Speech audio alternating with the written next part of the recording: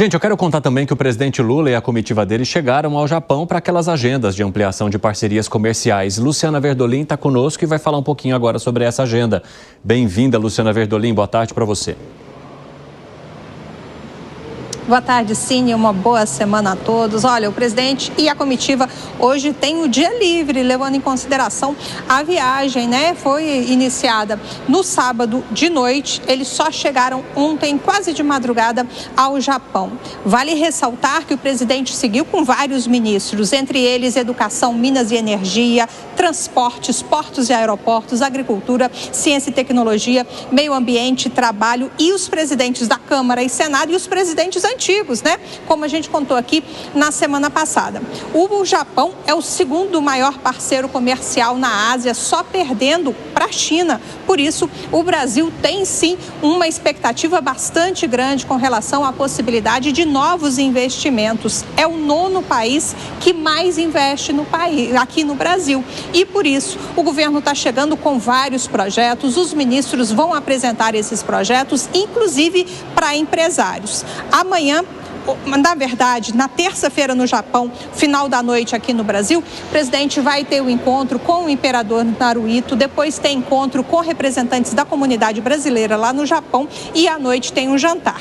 Essa semana ainda vão ser discutidas questões comerciais, uma possibilidade, né, de uma parceria entre os japoneses e o Mercosul, e o Brasil também quer intensificar, quer abrir o mercado japonês para carne bovina e suína. Por isso, a presença do ministro da Agricultura. O presidente Lula, logo que desembarcou, fez questão de ressaltar que ele chega ao Japão em comemoração aos 130 anos das relações bilaterais entre os dois países e uma parceria histórica, segundo o presidente, que se fortalece rumo a um futuro de inovação, crescimento e novas oportunidades para nossos povos. Essa é a 5ª viagem de Lula ao Japão, a primeira como chefe de Estado, expectativa bastante grande, e logo depois do Japão, o presidente ainda visita o Vietnã.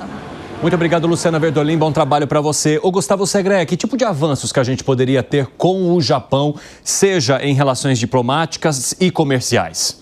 Todo esse tipo de viagens são bons, porque, sobretudo, levando empresários, abre a porta, indo em uma delegação oficial, para negócios privados. Eu tenho a expectativa de que, em termos dos dois países, sejam assinados acordos, por exemplo, para intercâmbio de informações, tecnologia, algum acordo que possa visar uma melhora, sobretudo para o Brasil, considerando as questões tecnológicas japonesas, mas não muito mais do que isso, porque o Brasil sozinho não pode fazer acordos comerciais se não é dentro do Mercosul. Há pouco tempo atrás estávamos falando sobre a possibilidade da Argentina fazer um acordo com os Estados Unidos e a Argentina retrocedeu e falou, não, eu vou propor dentro do Mercosul. Então, comercialmente, não é muito, não tem como diminuir tarifas isoladamente, não tem como beneficiar determinados produtos para outras questões. E para o Mercosul, para os outros países, uma parceria maior com o Japão seria interessante? Claro, seria. Mercosul deixa muito a desejar nessas questões de acordos comerciais, porque em 30 anos de acordo dentro do bloco, foram assinados 5 acordos importantes. Então, claro, sem dúvida nenhuma, mas não são feitos em geral dessa forma. São feitos mais através das diplomacias e não por uma viagem de algum dos presidentes. Interessante, Gustavo Segré. Agora, Zé Maria Trindade, eu queria avaliar com você também as questões políticas que envolvem essa comitiva. Por quê? Não foram apenas os presidentes atuais da Câmara e do Senado, mas os anteriores. Arthur Lira e Rodrigo Pacheco também acompanham o presidente da República nessa comitiva. Como é que você avalia esse grupo político todo, de antigos, atuais, ao redor do presidente, numa possibilidade de ampliação diplomática com o país asiático? Por aqui estão dizendo, olha, a crise viajou. A previsão é de uma semana mais tranquila e foco total no que está acontecendo no Supremo Tribunal Federal. É uma super comitiva, o presidente Lula, os presidentes quando viajam levam uma comitiva de interesses, presidentes das comissões, né, que estão ligadas exatamente aos temas e principalmente o pessoal do Ministério da Agricultura. O que eu ouvi de avaliação disso aí, de pessoas do governo, é de que o presidente Lula está certo, né? Ele recebeu uma avaliação, inclusive com a participação do vice-presidente Geraldo Alckmin, que está no exercício da presidência, sobre esta avaliação. É de que o mundo mudou e que nós ou nenhum país deve ficar dependente demais de um outro país. Durante a pandemia, se descobriu que o Brasil importava 75% dos insumos hospitalares. Estamos falando de coisas básicas, como agulhas, eu não sei o nome para colocar, o soro, luvas e tal, 75% de importação da China. Isso não pode acontecer. O Brasil aumentou muito a exportação para a China e não pode ficar nas mãos dos chineses. Então, há uma necessidade de diversificação. E esse é o papel desse grupo aí no mercado asiático.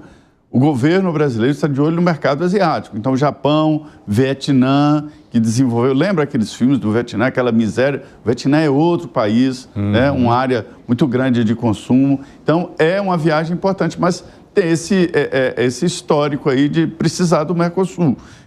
O Mercosul é o Brasil e a Argentina. Então, eu acho que não haverá dificuldades.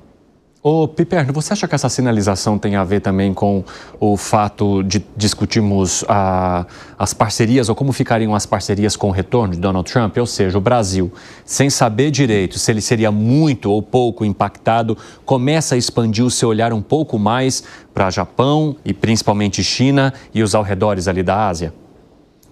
Há uma necessidade de realinhamento, sim. O Segré tocou num ponto importante, que é o da anestesia do Mercosul, né? Um bloco com mais de 30 anos, desde o tempo lá de Sarney, Alfonsin e tal, e não aconteceu praticamente nada, né? A gente continua patinando. É uma região muito pouco dinâmica nessa questão de tratados internacionais, aliás, menos dinâmica, inclusive, do que nossos vizinhos aqui da América do Sul, mesmo Chile, Peru, etc. Sim. Então, é claro que com a ascensão do Trump, tudo que está acontecendo, é evidente que aquilo que era um desejo imaginário e tal, muda o status para urgência urgentíssima.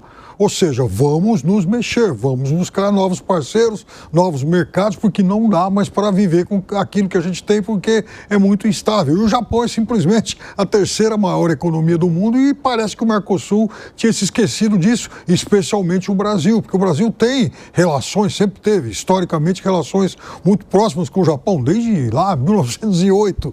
Então, está na hora de retomar isso, e faz muito bem o presidente levar essa comitiva de empresários, especialmente o pessoal do setor da pecuária, que foi lá para fazer negócio para ontem, até porque o Japão compra muito de Austrália e Estados Unidos. Dos Estados Unidos provavelmente deixa de comprar um pouco. E me chamou a atenção o Arthur Lira posando junto com o presidente ali para foto. Ou seja, não tem muito essa história de rei morto, rei posto. E aí, Gani? Não, a viagem é acertada. É importante, nesse mundo que tem agora uma briga comercial, uma tarifa protecionista aí por parte dos Estados Unidos, o Brasil buscar alternativas. É claro que a China é muito importante, o Japão, como o Piperno bem citou, a terceira maior economia do mundo, também é bastante importante, entre outros países asiáticos. Agora, também é de se repensar a relação do Brasil com o Mercosul, porque muitas vezes o Mercosul acaba mais atrapalhando do que ajudando. Se não tivesse o Mercosul, talvez o Brasil já teria costurado o acordo de livre comércio com a União Europeia, já teria costurado acordos bilaterais com outros países asiáticos. Mas aí você tem essa bola de ferro aí do Mercosul que acaba emperrando muitas negociações.